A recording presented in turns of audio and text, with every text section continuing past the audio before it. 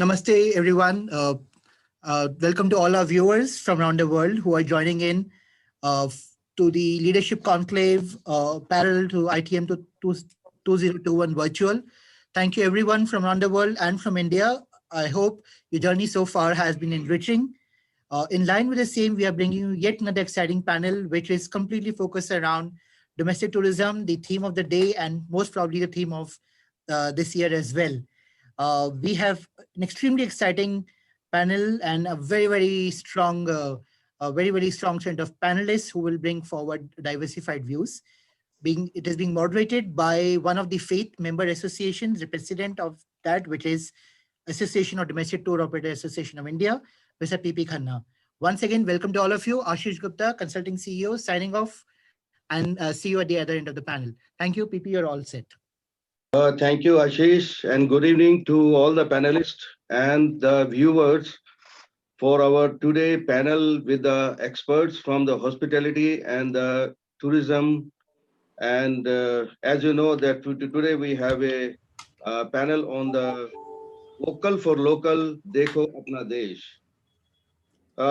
As you know, that domestic tourism, the only engine emerged as the key driver for economic growth. The initiative of Honorable Prime Minister, Vocal for Local, and Dekho Apna Desh by Honorable Tourism Minister is to encourage to Indians to travel within India.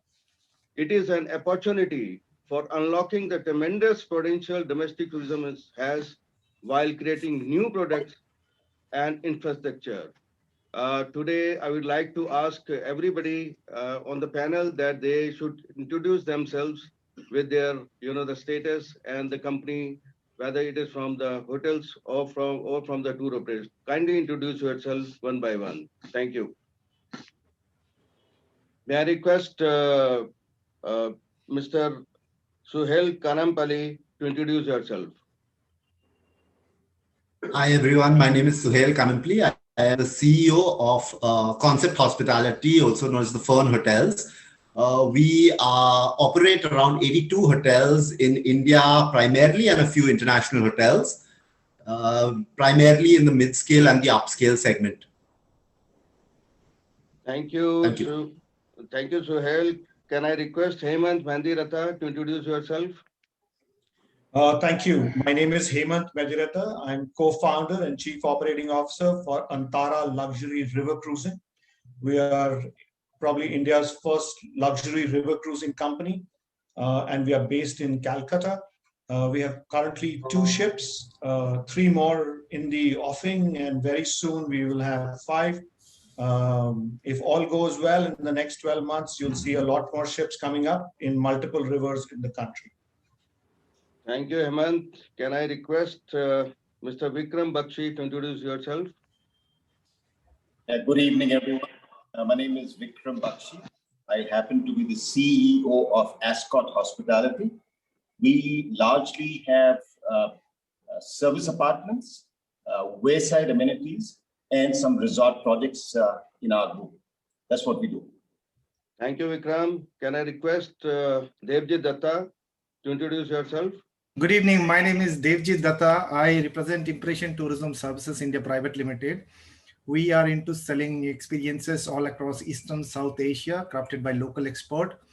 I also represent Tora Eco Resort and Life Experience Center, which is a community tourism, a community-based ecotourism initiative in Sundarbans. And I also represent AD2I and I2I as a state chapter chairman in West Bengal. Thank you.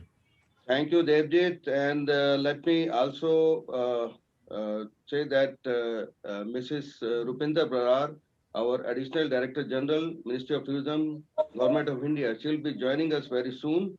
As soon as she comes, we'll have a get together and we'll ask the questions. Now, let us start that, how to do that and how to ask for the vocal for local and Dekho Apna Desh. First of all, I would like to ask Suhail from you that what is the current status of hospitality infrastructure in India versus other countries in terms of current stock, accommodation mix and new capex, capital expenditure, and what does that imply for domestic tourism? Over to you, Suhail. Sure. So we have in India about 2.4 billion domestic travelers, or not travelers per se, visits, domestic visits that have happened. Our room inventory is nowhere close to matching the kind of domestic traffic that we have. And if you look at growth perspective, if you just compare 10 years ago, we had about 600 million travel visits from domestic tourism. So that has quadrupled. That number has quadrupled in 10 years. The room inventory has nowhere kept pace with that. So in terms of scope, I think the hospitality industry, and it's reflected across all kinds of reports, the scope for it in India is huge. Yes, we've had a setback of a year. But if you look at the kind of bounce back that we've had in the leisure segment, it's been phenomenal. So it clearly indicates the kind of travel that people are ready to do in India and the kind of scope that we have for the domestic tourism in India. Domestic tourism in India is not only limited to land. I'm sure Hemant will agree for sure. But new destinations, I think, is the key word that we're going to go with. We have 700 and close to 750 different districts in India right now. And only about 100 of these districts really have quality accommodation present in them. So the scope is huge. Yes, totally agree with you, Suhail. That scope of the domestic tourism is very high in India. Being we have a big population, almost what 1.35 billion. And as you know, that India is a big country and the scope is very much high. Agree with you. And I think wish you all the best, because for the last 1 year, we have been under the crisis, and now it is slowly and steadily, the gates are opening for the domestic tourism, and almost about 70 to 80% domestic tourism has already started. No doubt it has been started with the nearby stations, Aspas travel, which we can say. But yes, of course, we have to create kind of a confidence in the minds of the masses and the public that it is open and we have to be there. So best of luck to you. And now I call upon Mr. Hemant Mandiratta. Hemant, you just launched the Antara brand in November. It was a very tough time when you had launched that. How has been the response, and how can we make this segment contribute to increase our domestic tourism competitiveness? Sure, thank you. So it's been a really interesting journey to launch a brand in midst of COVID. Of course, the plan was to launch it earlier, but we just couldn't hold on more, and we said, let's go for it. Just for setting the perspective, till most recently, I was Senior Vice President with Oberoi Hotels. And of course, there's been a huge foray into the domestic market. And there is a strong belief that I had that domestic consumers needs to be introduced to new products, and there is a lot of depth in the market. So we launched in November. Talk about timing. We wanted to sell at really premium prices. We currently sell at 50,000 rupees a night for one suite, one cabin. So if it's a 3 nights cruise, it's a 1.5 lakh cruise. To be charging that kind of money from a domestic consumers, there were a lot of naysayers. Everybody said it won't work. Indians won't pay this much. Then my friends in Kolkata said that Calcutta market will never ever pay this kind of money. So a new concept, we are charging a premium. The next best product, there's no competition in that product, but next river cruising company, we were charging 2x of that amount. So it was really, everything was like three crosses. I don't want to say that we were so confident about ourselves, but we said, listen, let's give it a shot. Let's see what happens. And so November we launched. December we had our first sailing over New Year's, which was calculated that at least New Year sailing would be full. On the last day, I sold 9 cabins. So just one day before the sailing, we sold 9 cabins. This also tells you the true character of the Indian consumer, which is very last minute. anything can happen. It's like playing a cricket test match, last ball, anything can happen with domestic consumers. And this is what happened. So December was a trial run for us. January, we almost doubled our revenues. February, again, we doubled our revenues. And our next sailing is on 26th, which is to the Sundarbans. We are already sold out for that sailing. So all I want to say is that if you have a product and you have gumption to go off market, it can reward you phenomenally. Honestly, there were a lot of self-doubt in our minds as well. But I think that the team came together and helped. In summation, I would say the market has the propensity to pay. We all know this. Does the market have the heart to pay this kind of money for a product in India? I think if you communicate the value well, there is definitely a market in India for river cruising and for any product that wants to sell to Indian consumers. You have to talk that language. Yes, rightly agreed, Hemant, with you. Yes, India is a big market and people have money and they can spend and they want to experience something different. You know, people are now bored to go to hotels, to different resorts or to beaches. Now they want to experience something new now. And, the river cruises are a new product, particularly in India, and where the people are really wanting to experience it. I totally agree with you. And as you said that, one night 50,000 rupees and 3 nights 1,50,000 rupees, and you are doing well to sell, the river cruises. That's amazing, and wish you all the best. And as you said that Calcutta people they were not agreed to you that it will not be able to sell, this product in Calcutta. Now we have a very dynamic person, our chapter chairman of Ferry Toy, Mr. Devjit Datta from Calcutta itself. I think he can view on that. But I would like to ask Devjit that I would like to know about the rural tourism is a very big segment and almost 700 millions people are there in the rural areas compared to, the other countries. This country is based on the village, is on the farms, is on the, the other segments which are very, very huge in India. So the biggest asset and yet the biggest gem, how can we make the next opportunity for domestic tourism for India? That exactly I want to understand and would like to, our viewers, I would like to understand about the rural tourism. Thank you, Mr. Khanna.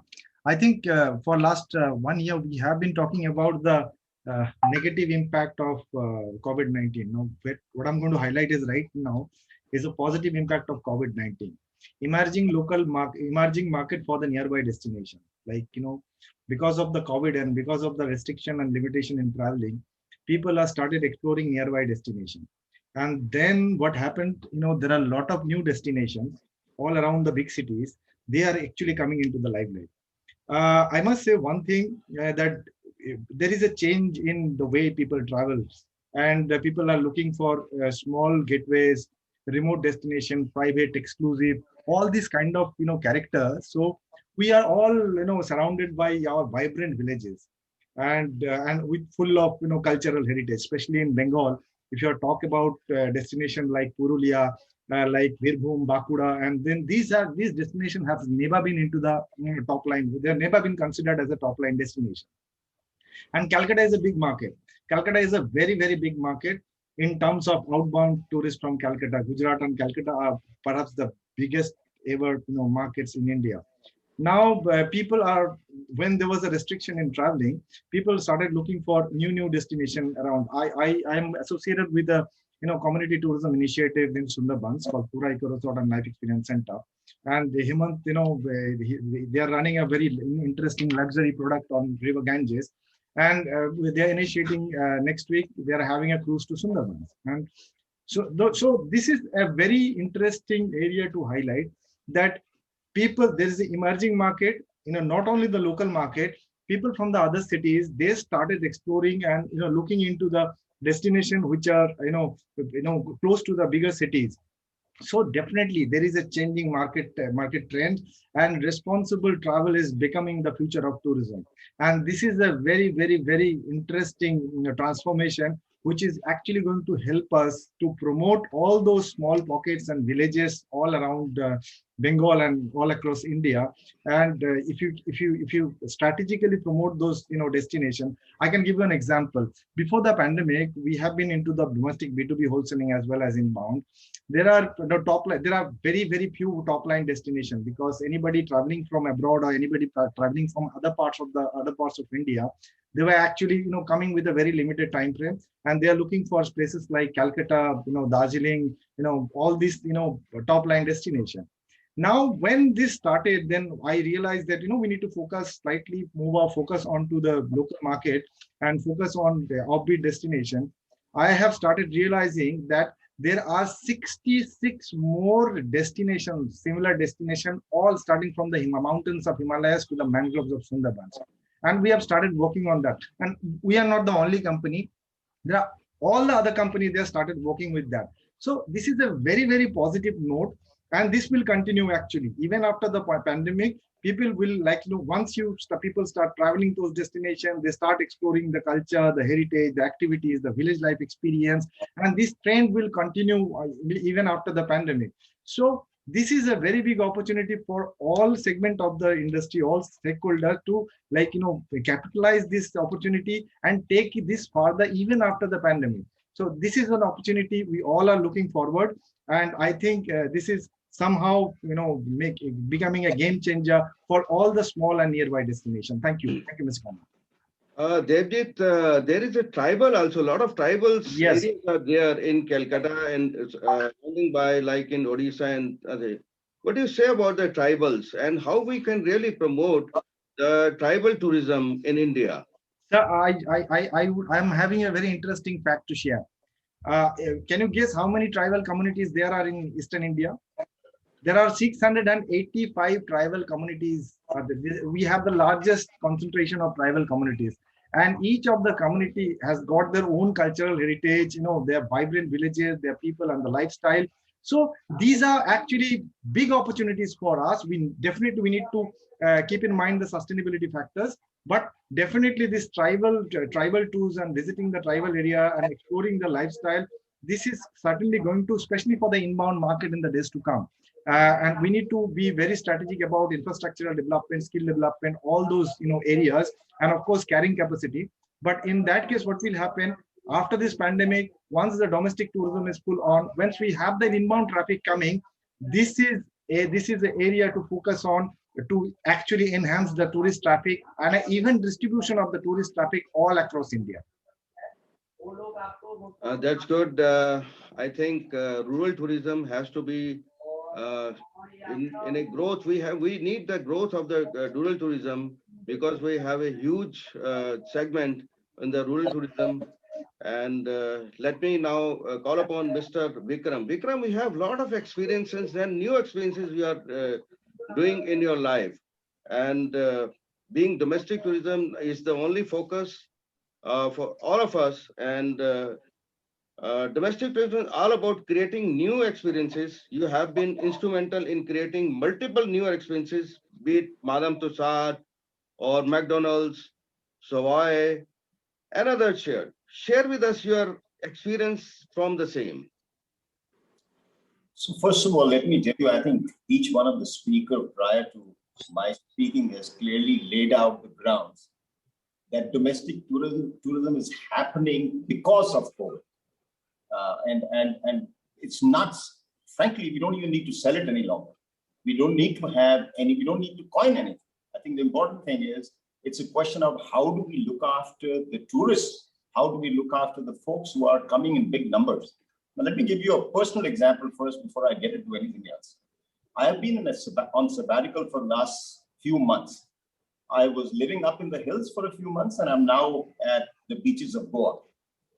And I can tell you, both the places that I was living in, the moment the lockdown opened, there have been swarms of people wanting to come in and find quaint places, want to find a destination, a getaway, something where they can accommodate their whole family. could they have 6, 7, 8 rooms together somewhere? Some of the friends have been coming out together. So effectively, people are discovering, for the first time, we started discovering our own country. We're traveling to these getaways, to these places on our own with our families. So that's already happening. And in both the places that I was in a quaint town of Kasoli in Himachal, and I'm now in Goa. Both these places, I can tell you, presently are chock-a-block full, not with the hotels, but specifically for the so-called villas, cottages, houses, where people can accommodate 4, 5, 6 people. And they're not demanding much. They're basically saying what they want is a safe place, somewhere where they as a family can come and escape COVID. 2, they want to have ghar ka khana. So they're not asking for some fancy cooks to come in and help them out. They want some activities. And if you don't have activities like in the hills, you could have probably trekking or other things, or in the beaches. In Goa, you could go there, or you would have a swimming pool within the property. They're even saying we are happy to have indoor games like table tennis, carom, chess, board games, right? To keep the family busy. So that's what it's all about. And I think to each one of the speakers who said it earlier, so it's a question of now expanding this. Once our consumers started getting used to now going down internally within their own country, and thanks to the improvement in infrastructure, which has been going on for some time, and probably a whole lot of us didn't watch it as closely as it is actually happening. The roads are getting better. The airports are getting better, right? And of course, power is now available, so we get sufficient this thing that can be done. So the focus has to be cleanliness, hygiene, safety, and ghar ka khana. By the end of it, it has to be ghar ka khana to make that successful. Now, surprisingly also, one area which is doing extremely well and doesn't get too much attention these days is what we call highway tourism. Now, as the roads open, we have 2 highway properties called Savoy Greens. One is on the Delhi-Chandigarh highway, and the other one's on Chandigarh-Shimla highway. And you will be surprised to know that on the Delhi-Chandigarh highway, our property called Savoy Greens is up in sales by 10% against last year. That means against a pre-COVID period, it's up 10%, both in terms of the motel rooms and also the food and beverages. The one in the hills, because a lot of people, when they came out, started coming out and wanted to go elsewhere, was up 20% in the same period, against last year. So there are some success stories as we talk about. So while we talk about domestic tourism, I think we have to look at these niches which are available to us. Is it highway tourism? Is it these special smaller properties that one has and probably have not put it to proper use? And see how those could be the place where people would bring in. But I think domestic tourism, by the end of it, I must say, is here to stay. And I think all of us are discovering our own country and realizing there is so much of so many products that we have within our country. As long as somebody can look at the basics, cleanliness, hygiene, ghar ka khana, I'm more than sure domestic tourism is here to stay. Definitely, we have learned a lot of things from the COVID, no doubt about that. Now, earlier we used to say that, we have to go to hills, we have to go to beaches, and we saw that beaches were not clean. Now, even the hometowns or the hotels where we're staying were not clean. Lilians were not clean.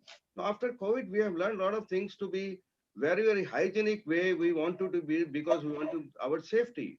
And thank God, the COVID has really learned us a lot of things, and we have really been now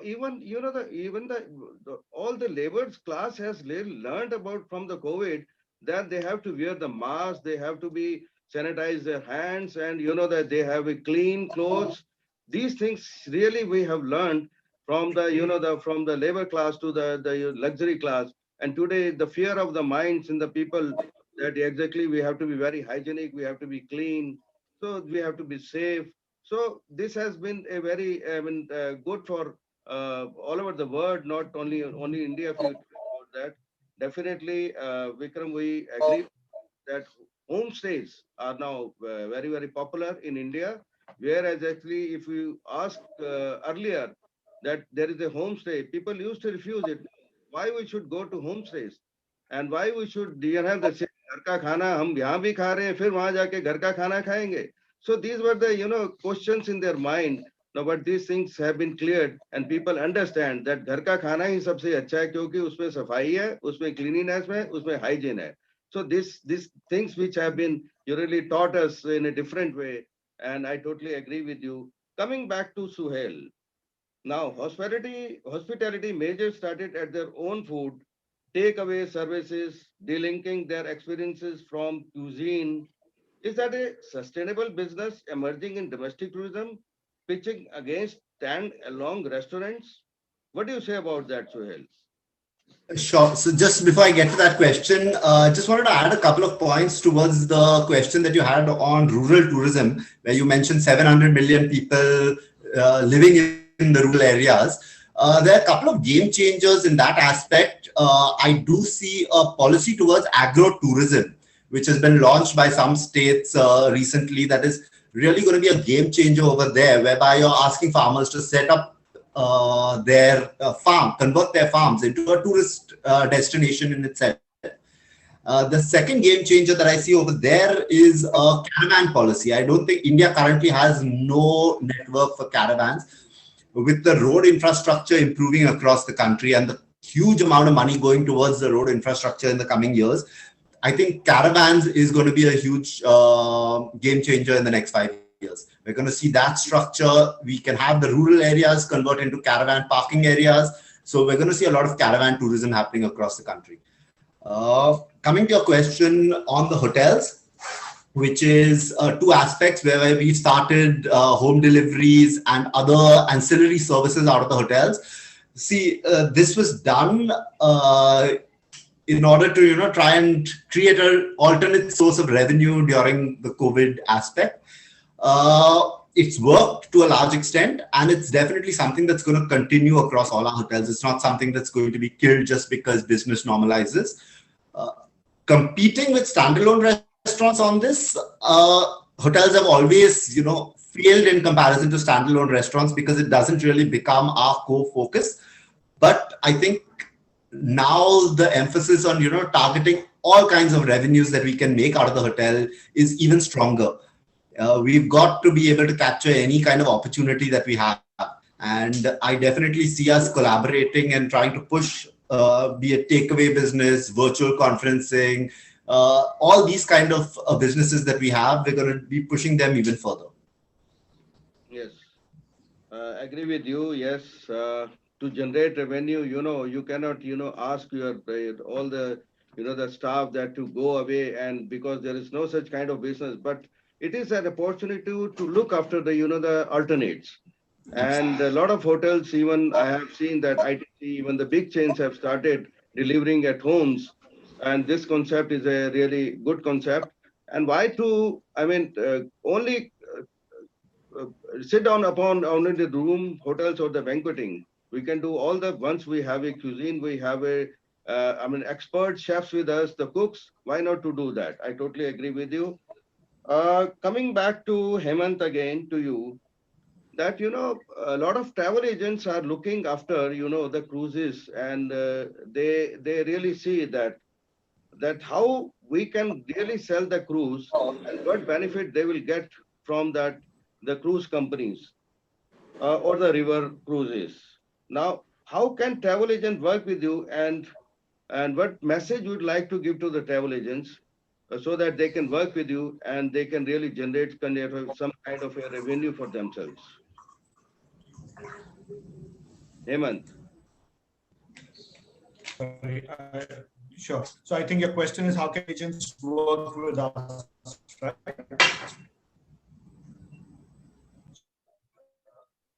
Yeah. So a relatively new concept in India. Indians still haven't taken to ocean cruising, and usually, and let me share some facts with you. Usually people go to ocean cruising first, and then the evolved traveler gets into the river cruising market. And river cruising is very, very big in Europe. Of course, these rivers mapped out. But just let you know that India also has, like we have national waterway, a national highway, we have national and Ganga operate. Also said on monetization of assets. So agents can actually work with us in 4 different manners.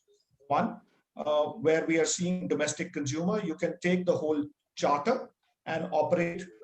These are not small boats, these are ships. So 56 meters long, 28 suites can accommodate 56 guests in go.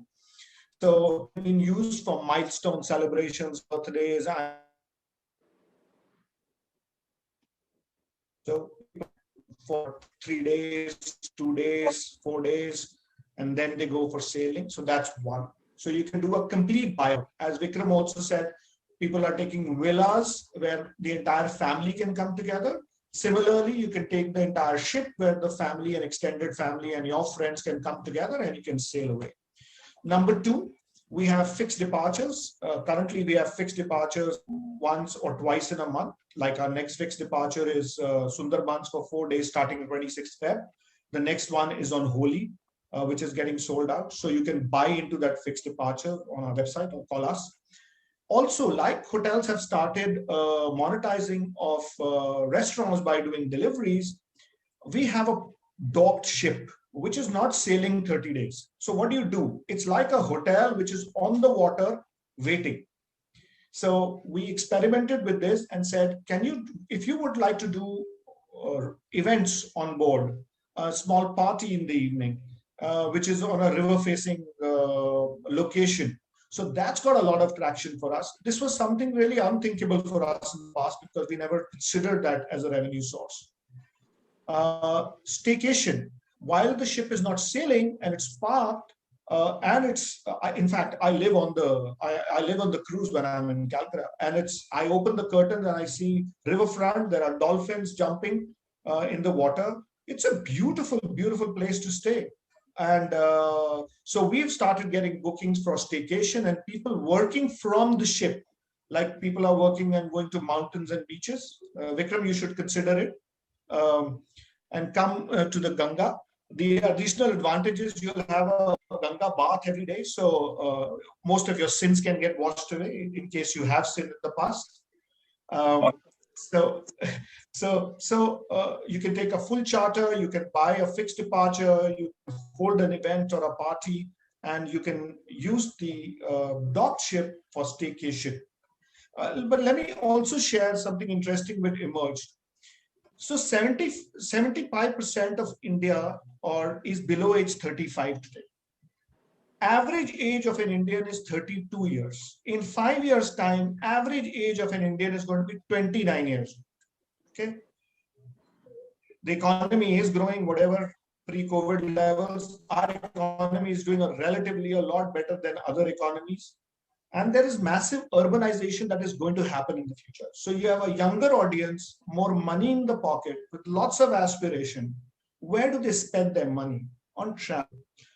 I had imagined cruising, for everybody's information, is a very seniors game. So people of a certain age do cruising, at least in the Western world. All those myths were busted in India. My average age of a customer is between 35 and 45 years of age. We are the ones who are coming, spending this money, living it up, and enjoying the joys of river cruising. So, message to travel agents, remove those cobwebs from your head if you thought that older people do cruising.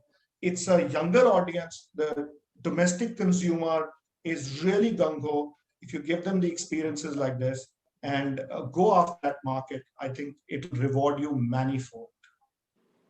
Yes, Hemant, totally agree with you. And as everybody knows about it, MICE is a very huge segment.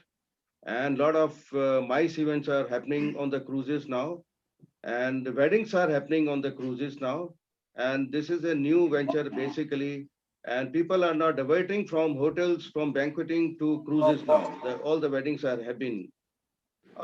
For the viewers, I would like to understand how many people can be accommodated for the weddings or for the MICE or for the conference or for the events. If you can please elaborate on that. Sure. So because we are a 28 suite ship for a residential conference, it can take 56 guests. We have 3 food and beverage outlets, and all of them can seat 60 people. So if there is a non-residential event that you do, it can take about 70 to 100 people, depending on styles of seating. We have a couple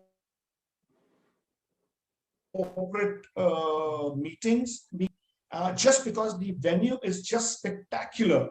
The views are breathtaking. We believe that what do customers pay you a premium for, right? One is space, architecturally in a building or in a space.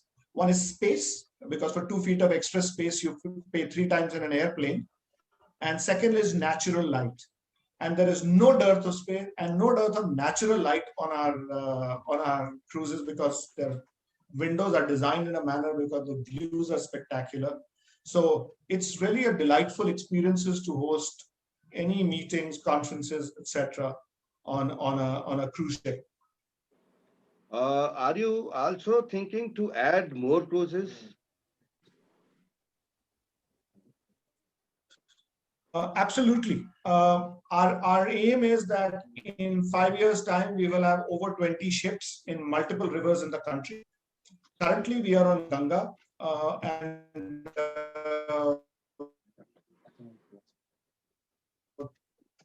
if all the states,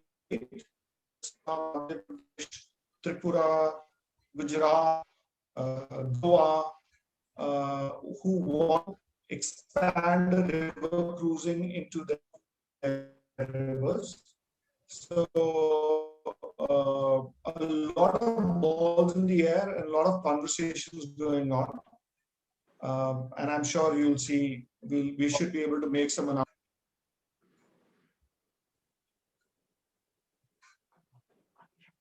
Okay, Hemant, we understand, and wish you all the best for adding new, the ships in your venture. Now coming back to Devjit Datta, with increasing internet-driven business and higher B2C, how should the models of conventional tour operators and travel mediators evolve for domestic tourism in India? Devjit.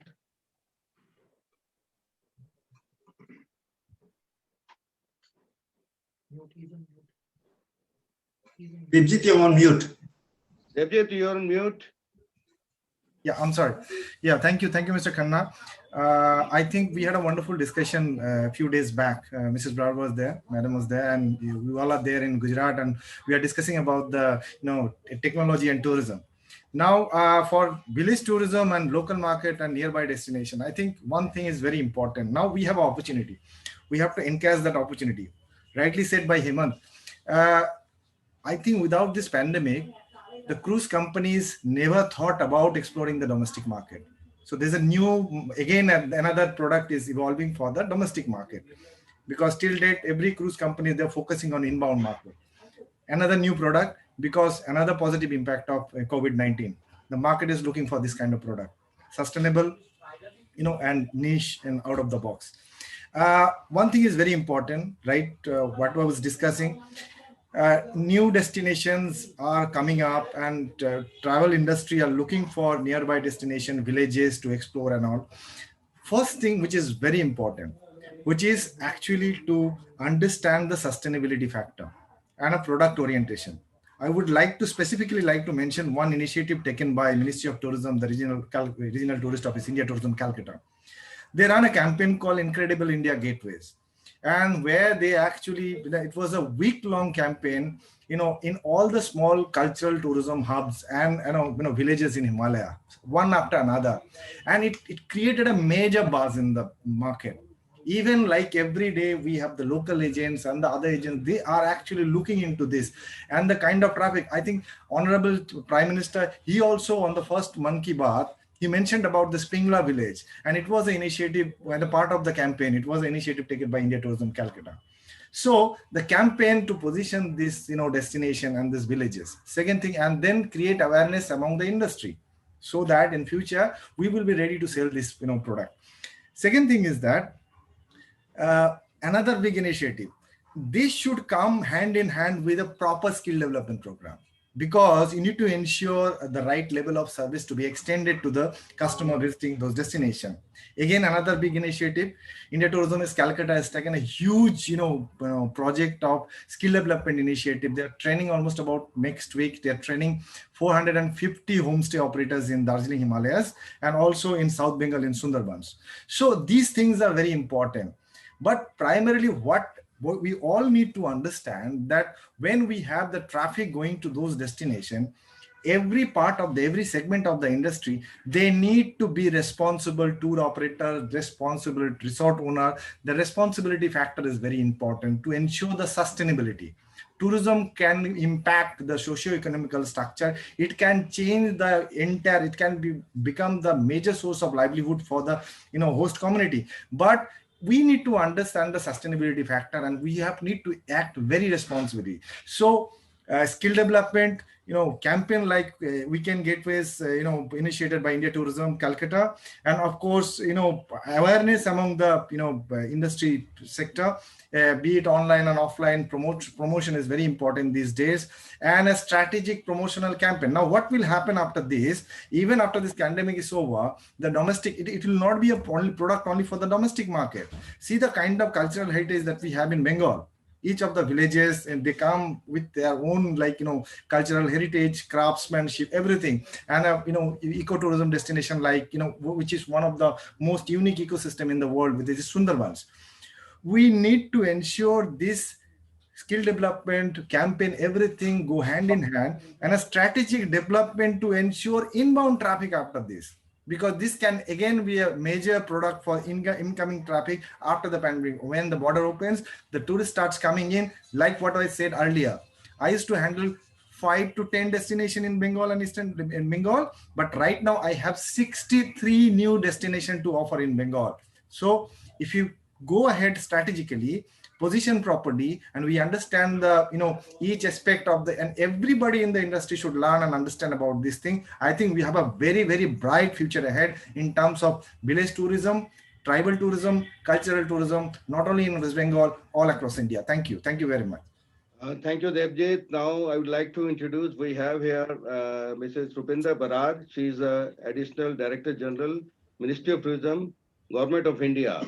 Ma'am, welcome here and on this panel. And today we are discussing about the Vocal for Local, applauded by our Honorable Prime Minister, and Dekho Apna Desh by our Honorable Tourism Minister. So, ma'am, you had launched Dekho Apna Desh, the biggest digital initiative for domestic tourism. Please share your motivation and your learnings from the same. Thank you, Mr. Khanna. And once again, I would, thank you for bringing a session on domestic tourism. And before I say what I want to say, I think I can add to what Hemant was saying. I can actually be the brand ambassador and the marketing arm for the river cruise. It's indeed, not only is it lighted, yes, you have the Ganga right there and you can wash off all your sins or plan to do some more in the future. So a fantastic product that is there, and more will get added. Coming back to what motivates us, I think all of you have been saying that on how COVID kind of made us aware on the potentialities of domestic tourism. But interestingly, and that's something we always say, that perhaps it was a prophecy, or was there a premonition, or was it just a smart business thought, when the whole idea of pushing for domestic tourism was actually first mentioned by the Honorable Prime Minister on the 15th August 2019 in the speech that he gave for the Independence Day, where he said, why can't we as Indians do at least 15 places by 2022? Now, of course, that target would require to be pushed back because the pandemic has taken away almost the entire 2020. But I think more than the numbers, from there we get the essence that somewhere we as an industry were missing a whole vertical that had so much potential. And when we launched the Dekho Apna Desh pledge in January from Konark, and we were there in Puri and Konark, and then we said, let's start something, let's start a pledge where everybody downloads a certificate. again, it was I would say an early feel of how do we really look at a market. And then COVID came. And yes, it has pushed us, I would say, and accelerated all of us in the government, as well as the industry, that there is a huge denominator in India in terms of the people who travel. There are people whose disposable incomes have grown substantially. We've heard in the morning at the opening of the entire ITM that how the Indians are the largest spenders across the world. We also know that the aspirations are changing in terms of how we live today. From a country where in the 60s or the 70s, even going out for a meal with the family was something that most families did not do, to now it being almost a mandatory thing to do, that you have to eat out or you order it, whichever way. So there has been so much of lifestyle change and there has been so much change in aspirations. And I think somewhere I would say that we were missing that. And even now, when we look at domestic tourism and what Mr. Bakshi mentioned, that, you right now don't even perhaps even need to market it, because most of the world is shut. There are no visas, not only for people not to come into India, but even for us to travel out of India. There is almost the whole world is still blocked, either in the real sense or in the actual sense, because countries that are giving visas, some of the countries where you have long-term visas, you can go back, but then they're still in the red as far as COVID goes. So you really wouldn't choose to travel to those countries by choice for tourism. And how many times can you possibly keep going back to Dubai or Maldives or Seychelles, which opened recently? So I think that's definitely an upbeat moment for us to look and start working on products and putting them for the Indian and for the domestic traveler. Because in terms of the diversity, it's virtually like living in a Europe, which is politically divided. But in some ways, actually, it is more similar. At least some countries have some similarities. But in India, in fact, the states are very different from one from the other in terms of the music, dance forms, the heritage, the entire feel of a place, and the landscape, the topography changes significantly. And if we can put all those products together and definitely work in a more professional manner, I think we have a long-term potential of domestic tourism. But then I always add a word of caution here for the industry, that let's not presume and assume that whoever is traveling today into the domestic market shall continue to do so when he or she has an option of traveling out of the world. Because I think that would be, again, very presumptuous on our part as an industry. Because when I choose a place to travel, then I'm not necessarily only thinking in the country context. And not only is it that I will, even if I have a long weekend, given that connectivity has improved so much across the world, then the short haul flights, which are out of India, sometimes are shorter in terms of the real-time access to a destination, even if the city happens to be not in India, than a city in India. So I think as an industry, we should already start thinking on how to make sure that the product that I'm pitching for the domestic customer is truly a product that he or she will choose and will not do only because I know I can't go right now anywhere, so at least let me go here. Similarly, and I love to play the devil's advocate, but I think it's always a good idea to plan for the future in that sense, because if you look at MICE and if you look at large hotels, one of the largest learnings I would say that has come to all of us in these times of pandemic, the homemade khana, living in smaller boutique properties, living in homestays, going for experiential kind of tourism, also throws open, therefore, a huge reason for us to wonder that would business travel and tourism necessarily come back? Or am I going to be looking at an industry that might need to develop more of the leisure segment? Because in a period where we were pushed to use what we are using right now, a Zoom call to connect, and it's clearly far cheaper than calling people physically, putting them in rooms, arranging cars, etc., etc. companies could be looking at maximizing their own profits and the business returns and the balance sheets. Therefore, a lot of business travel might just be set to change. I'm just saying that we would need to keep that in mind in times to come. That if there was the 500-room hotel or an 800-room hotel, which because of the FSI provided made a lot of economic sense, but it may not really make a lot of sense for somebody who's choosing an experiential tourism. Therefore, what is it that we should be pitching and what is it that should be taken forward? So there could be a lot of, I would say, change in preferences. Because earlier people never thought about working from home. You went to an office because you were in a state of inertia. And now when we talk of staycations, and Hemant mentioned about people coming and staying on the river cruise for working, right now you've been pushed into a decision. Why would you not make that as a choice decision, even when you had the option in future of going back to your offices? So I think those are things that we should already start deliberating and working on and seeing that, yes, India, the potential of the domestic market is huge, undoubtedly, and we must work to retain that market at a time when in future the customer has a choice of traveling elsewhere, then why he or she chooses to be in India. And that's where the role of technology, something we deliberated upon last week. Devjit was answering a few questions around that when we were in Kevadia.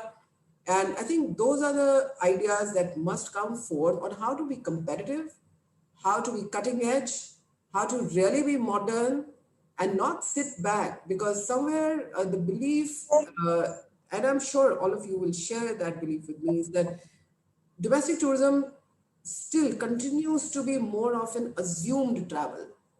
We assume that we will go and visit relatives, we assume we will go for weddings, we assume a lot of things, that we travel and if I go to another city, I will head out and do a few things. I think it's much required that as much as we've created strategies for inbound, we need to create very clear professional strategies and have proper vertical arms, whether it is about travel component of it, whether it is about the insurance component of it, whether it's about the guiding part of it, whether it's about marketing part of it, whether it's about restaurants part of it, because it's not that always people will keep eating home food.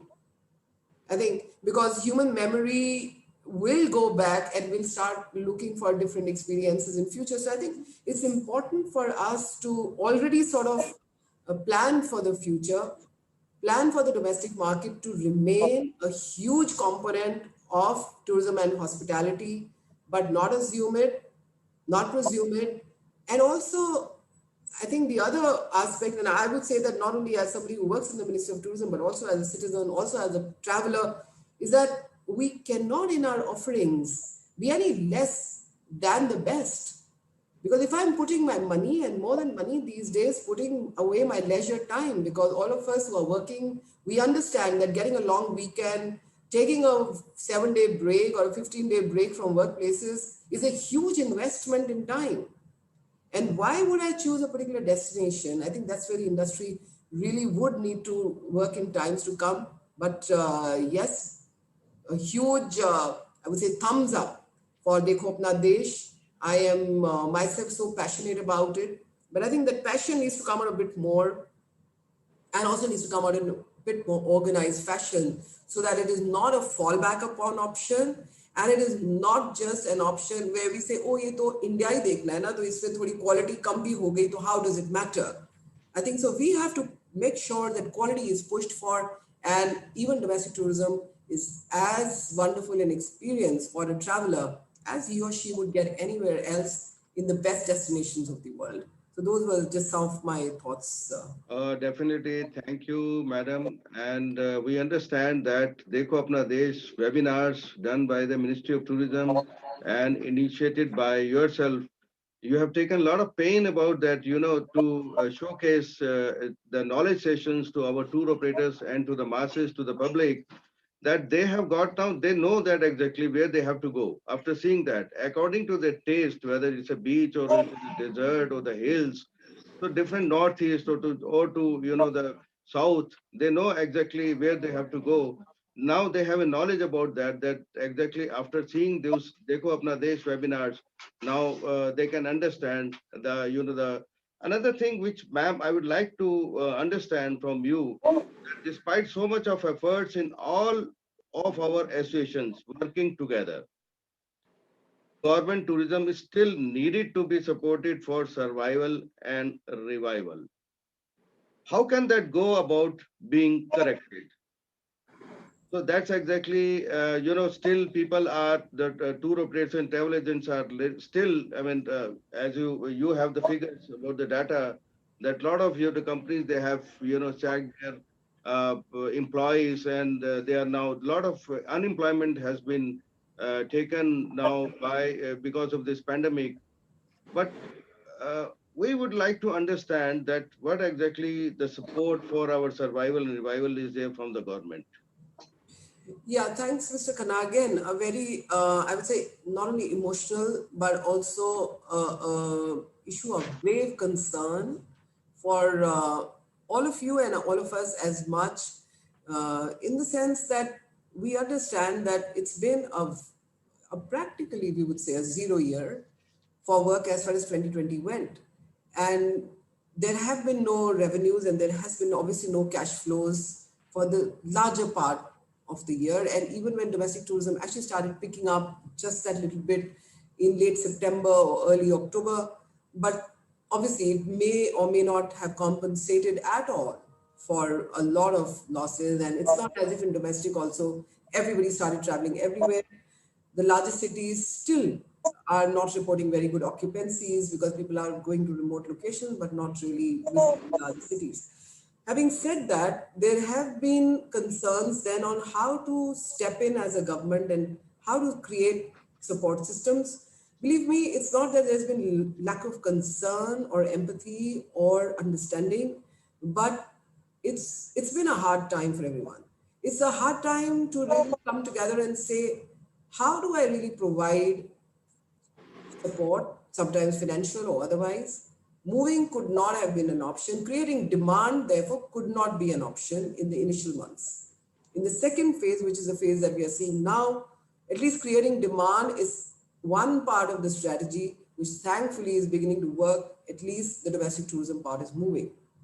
On the other hand, what we could do were two parts. One, things that we can do from the Ministry of Tourism, and the other is how do we carry the message of our sector to the ministries that would be able to give more direct support. The Ministry of Finance, of course, being the most important one there, and Commerce. And the third component for us is how to work with ministries to make sure that whatever infrastructure is coming comes in a manner that at least takes care of tourism in times to come. In terms of carrying the advocacy, I think enough has been said on why tourism got what it got or did not get what it did not get. And since it's really not in the purview in terms of the technicalities, it's hard for me to really say that why we did not get what we were really advocating for. I can only say that at the macroeconomic levels, the Ministry of Finance must have had its own calculations on what to give and what not to give. Through MSME, they have tried to reach out a little bit.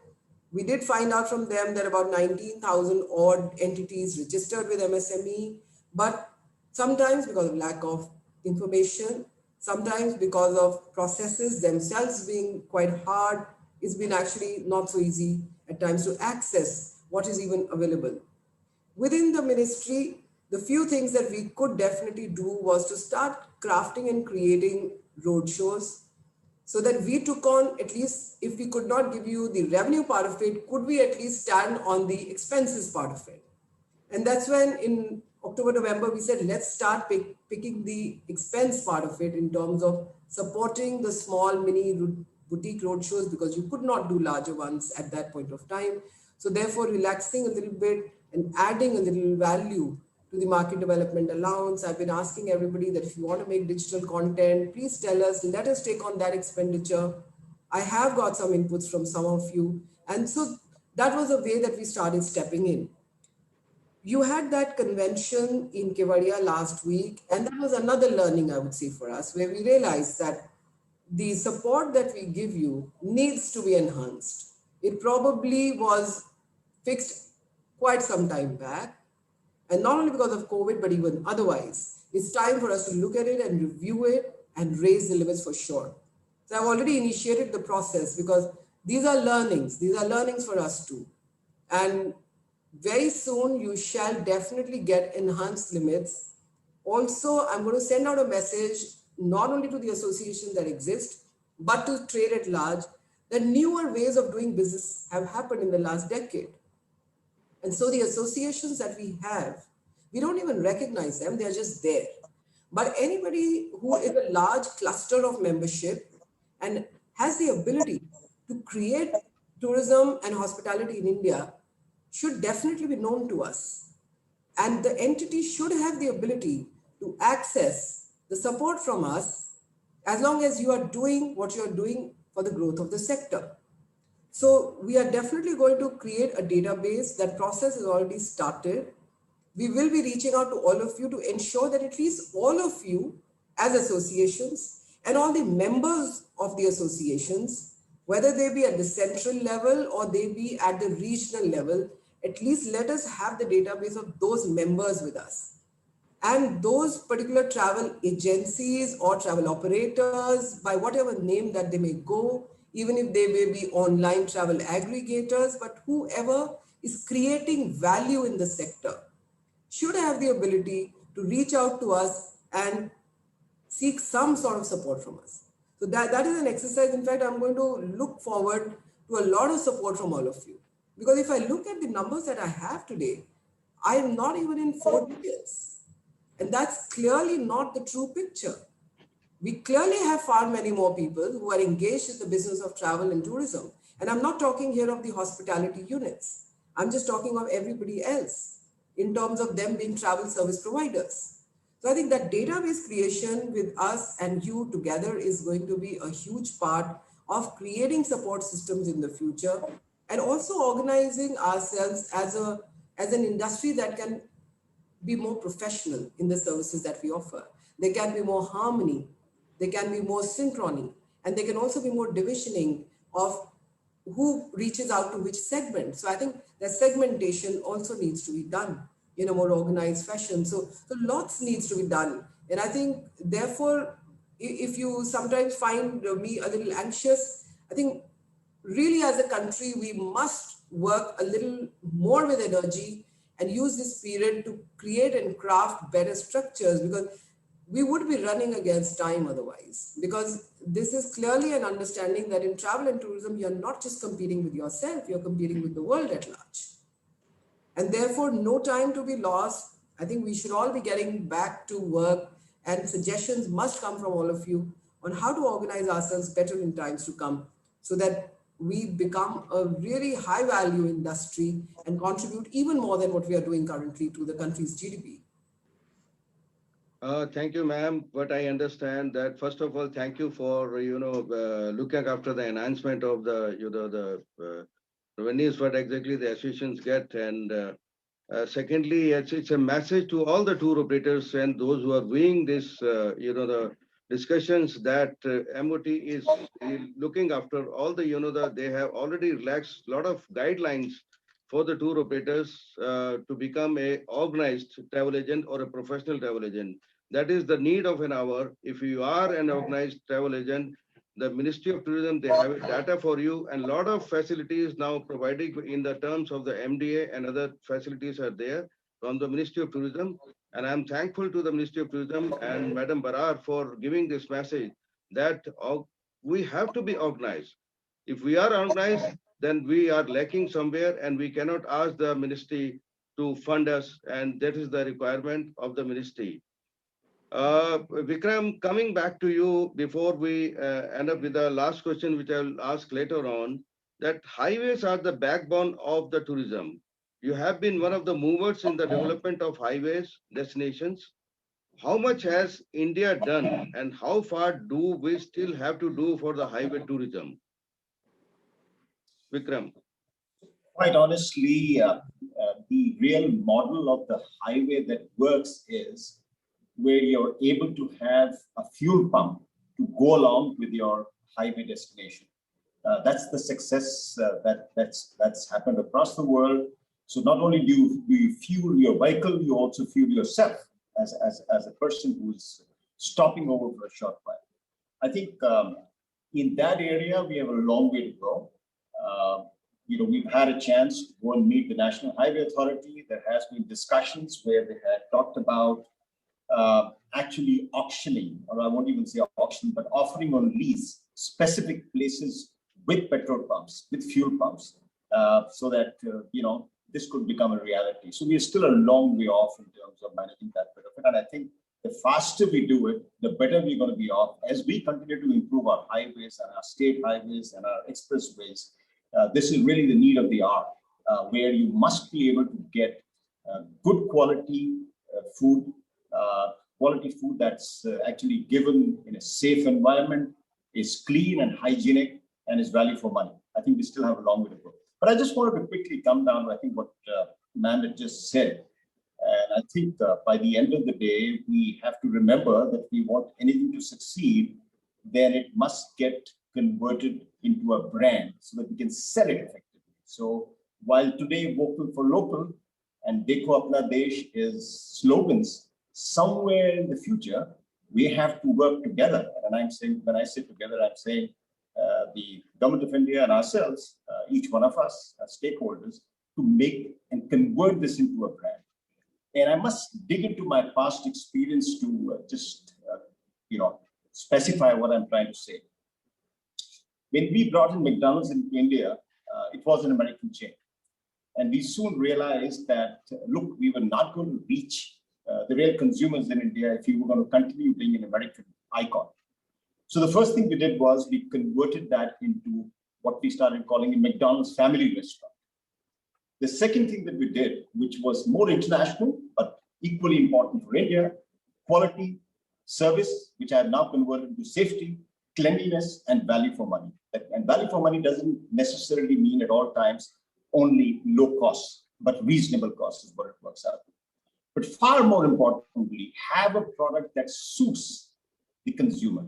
And that was the advent of the Aloo Tikki burger, a product which is in shape, as iconic as any burger that you see, but it has what is called Mera Wala taste, or Mera Wala Swad, whichever you want to. I think this is exactly what we need to do to find ways and means to move the slogan and of vocal for local or Dekho Apna Desh into a brand in the future. And that will be the time we will truly have a real successful domestic tourism model. Otherwise, we may just lose the opportunity that we've been given.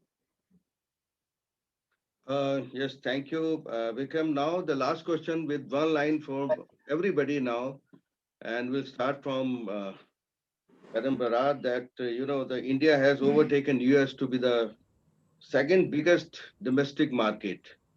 After China, our domestic market is almost about 2.3 billion compared to China, which is almost 4 billion. Now, how to double that number so that we can overtake China? That's the requirement of the day, where the domestic tourism is the biggest in India and is the future of India for the growth of India and in the economy and in the GDP. So I'm going to take you from what Vikram said. I agree. We've made the right beginnings. Things are in place. But they are a little all over the place. And it's Dekho Apna Desh is already there. It's caught on. I feel extremely happy to see that so many events that are happening around us. It needs to be branded. It needs to be picked up by us. We're already working on making a logo which will really, create that emotional vibe that, okay, this is Dekho Apna Desh. Because that has happened, but yes, we need to work on it professionally on how to, just the way Incredible India got built as a brand, how to make sure that Dekho Apna Desh has that sense of brand value. And I think that's the way forward. And then we would not just be comparing with US or with China, but we'd be miles ahead because we truly have that capacity and that potential. So let's just do it together. Yes, thank you. Totally agree with you that we want the quality and we have to be professional. That's the way forward. And over to you, Suhail. What's our views about that? How to double that figure? Yeah, so actually in my first point, I said that number went from 600 million to 2.4, close to 2.4 billion in 10 years. So it's definitely, the question is not how to double that number. I think in the next 10 years, it's going to quadruple again. We're going to see that number from 2.4 billion visits hitting almost, close to 10 billion domestic visits that we can target in 10 years from now. To get to it, I think there are a few challenges that the industry currently faces. One is, our finance cost in India is still very high. That finance cost is in the right trajectory, going downwards, going to make things more affordable. Number two is licensing. I think licensing is still a bit of a challenge in India. Number three is connectivity. And I think connectivity across India, if you want to stop people from going outside India, you've got to give them connectivity within India. And I think that through the UDAN scheme, through the highways, is going to change India in the next couple of years. Yes, thank you. Totally agree. Yes, infrastructure, connectivity is very, very important for the growth of domestic tourism in India. Now over to Hemant. What are your views on that?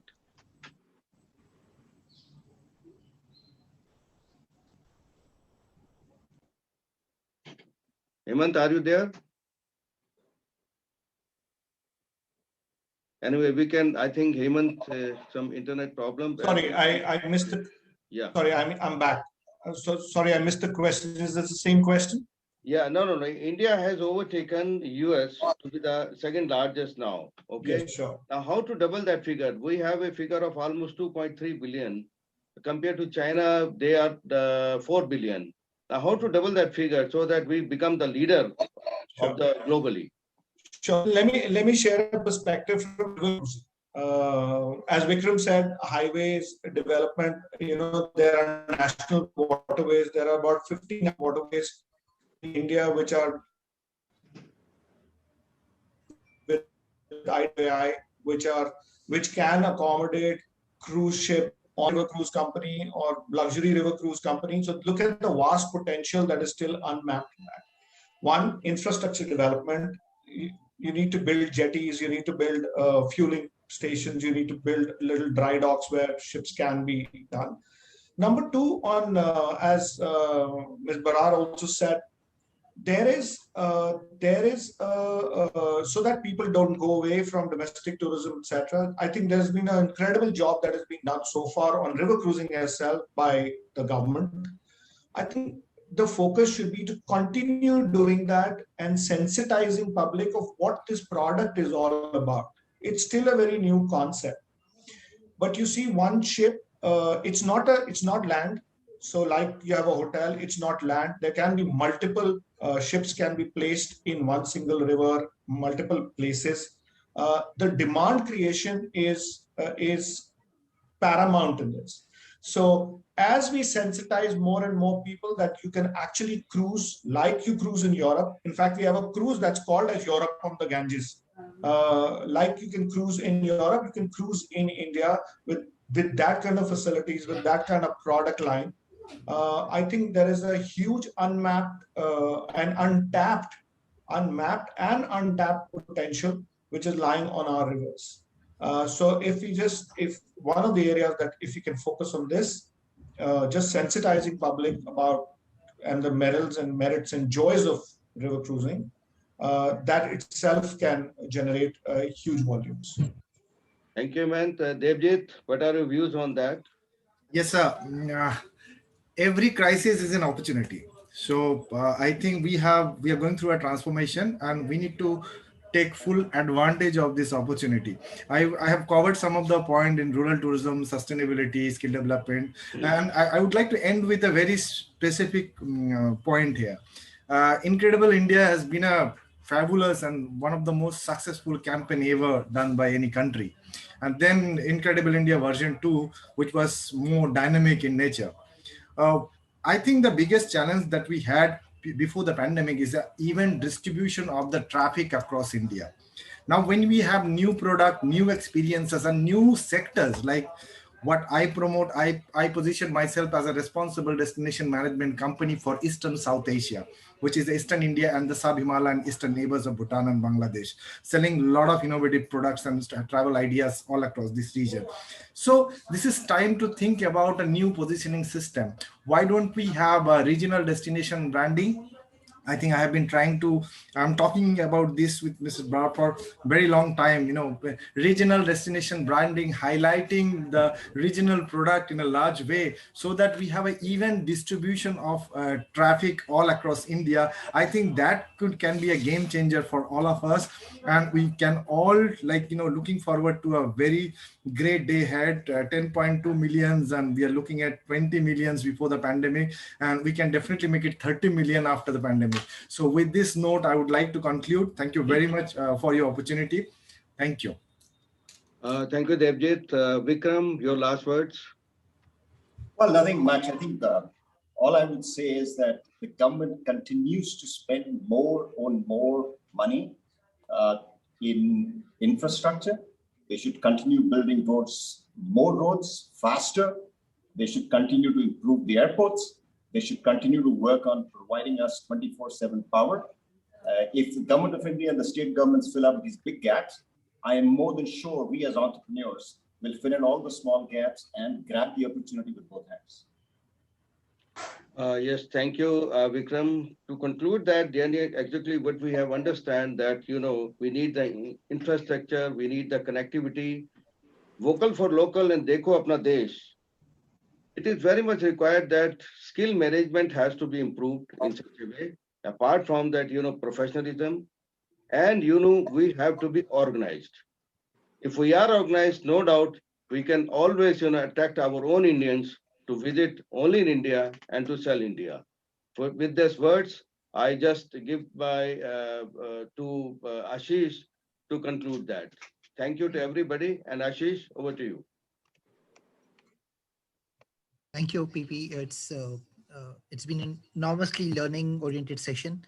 To all the viewers who are around the world and within India, I'm sure each of the panelists brought in such diverse perspective, which would have added to the body of knowledge that you already have. It's 2.3 billion is the start to the next peak that Indian domestic tourism can conquer.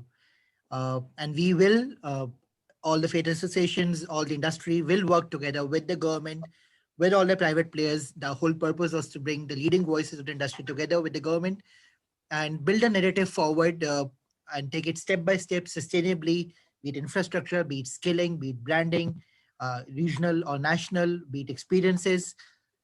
It's a long journey, and we're just getting started. Thank you so very much, PP, for your lovely panel, ADG Rupinder. Thank you so much, Hemant, as always, Debijit, Sohail, and Vikram. Thank you for your time. On behalf of all the viewers, namaste. Thank you very much and for your time. And all the viewers, we conclude day one of the leadership session. You'll have some experiences that you can watch over after the leadership session conclude during the day forward. And then we can meet again tomorrow India time for our next day 2 of leadership panels. Thank you very much for being with us. And thank you once again, all the panelists. Thank you. Namaste. Thank you. Thank you.